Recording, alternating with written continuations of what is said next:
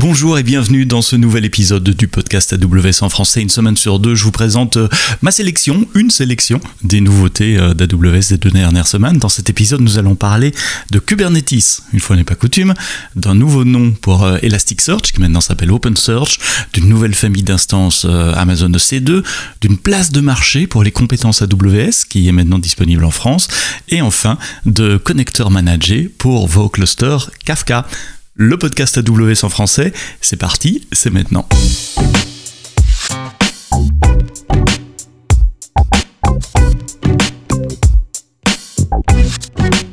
Une petite brève peut-être pour commencer, parce que ceux qui me connaissent savent que Java a une place particulière dans mon cœur après avoir travaillé 10 ans pour Sun Microsystems dans une autre vie. Amazon Corretto 17 est maintenant disponible. Donc Amazon Corretto, c'est la distribution gratuite, multiplateforme, production ready et supportée long terme par Amazon du JDK, de l'Open JDK. Donc c'est la distribution Java d'Amazon que vous pouvez utiliser dans le cloud ou on-premises avec du support Amazon.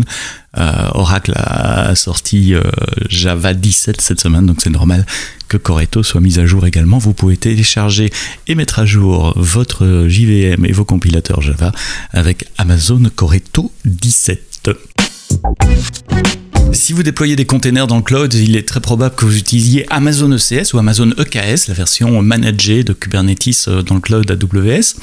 À reInvent l'année passée, nous avions préannoncé une nouvelle possibilité, celle de faire du déploiement hybride, de déployer des clusters managés dans vos propres data centers. Eh bien, cette fonctionnalité est maintenant disponible pour tout le monde. Ça s'appelle Amazon EKS Anywhere. C'est une nouvelle option de déploiement pour Amazon EKS qui vous permet de créer, de manager des clusters Kubernetes on-premises en utilisant la console AWS ou en utilisant VMware vSphere.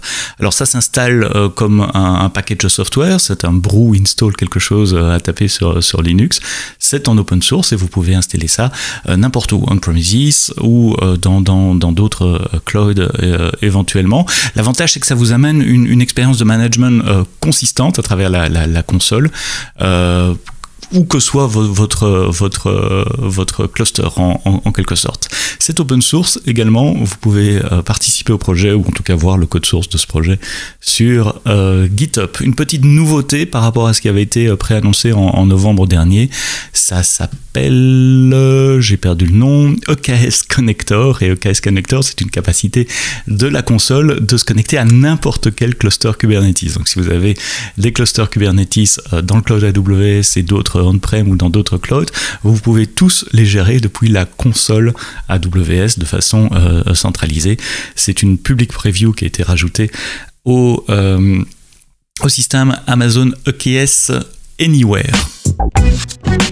Vous êtes nombreux à utiliser Amazon Elasticsearch, la version managée de l'ancien software open source qui s'appelle Elasticsearch. Je dis ancien parce que Elasticsearch a changé la licence. Ils sont passés d'une licence assez ouverte Apache V2 à une licence non open source, beaucoup plus propriétaire, beaucoup plus fermée, qui ne permet plus de vous offrir un système managé comme nous le faisions dans le passé. Or, vous êtes nombreux à l'utiliser et nous voulons vous supporter sur le long terme avec Elasticsearch.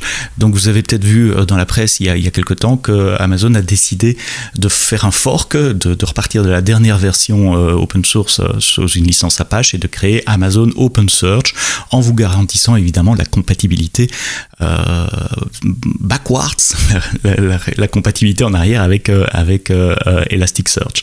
Nous garantissons également la mise à jour en termes de bugs et de sécurité de toutes les anciennes versions qui sont supportées dans le cloud, donc que vous tourniez la version 7.10 ou une version antérieure, ces versions vont continuer à recevoir des patchs de sécurité et les bugs fixes de nos équipes.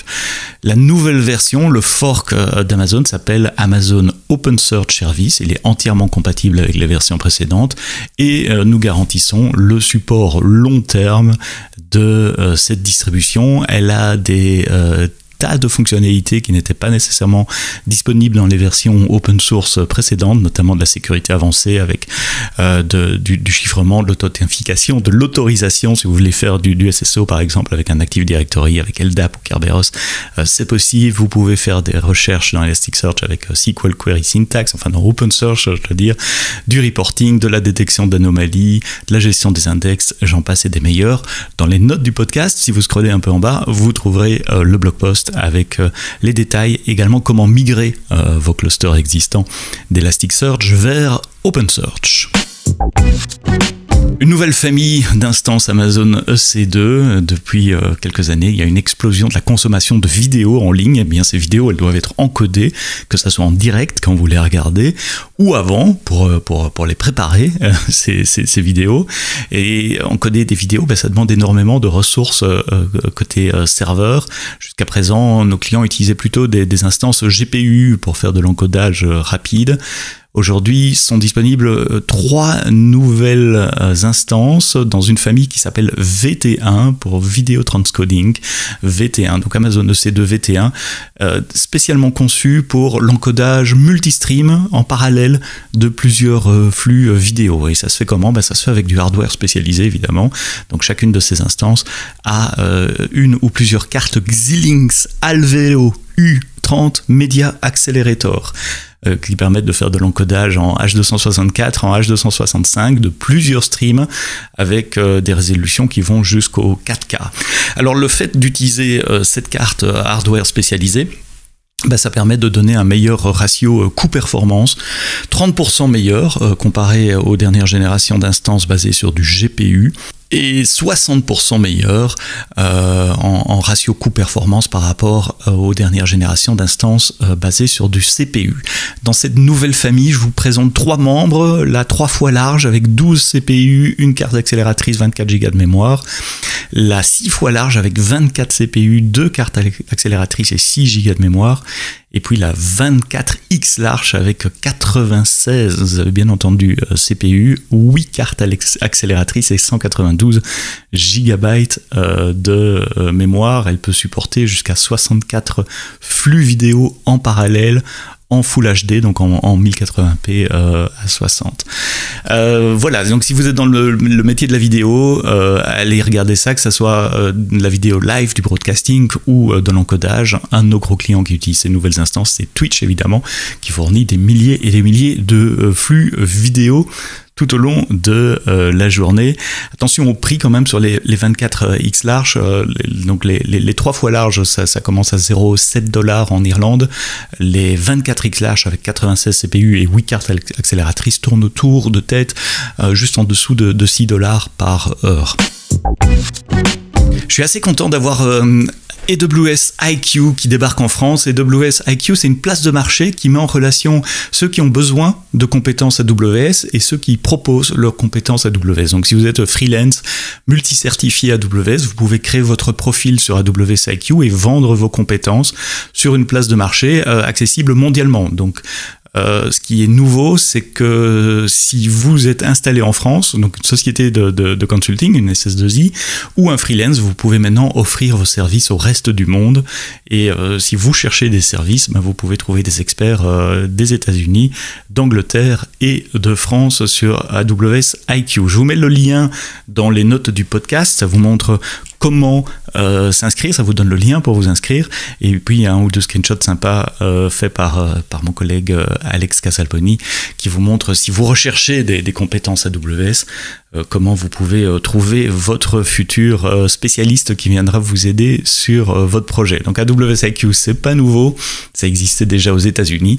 Maintenant, si vous offrez vos compétences, vous pouvez être basé et facturé à partir de UK ou de France.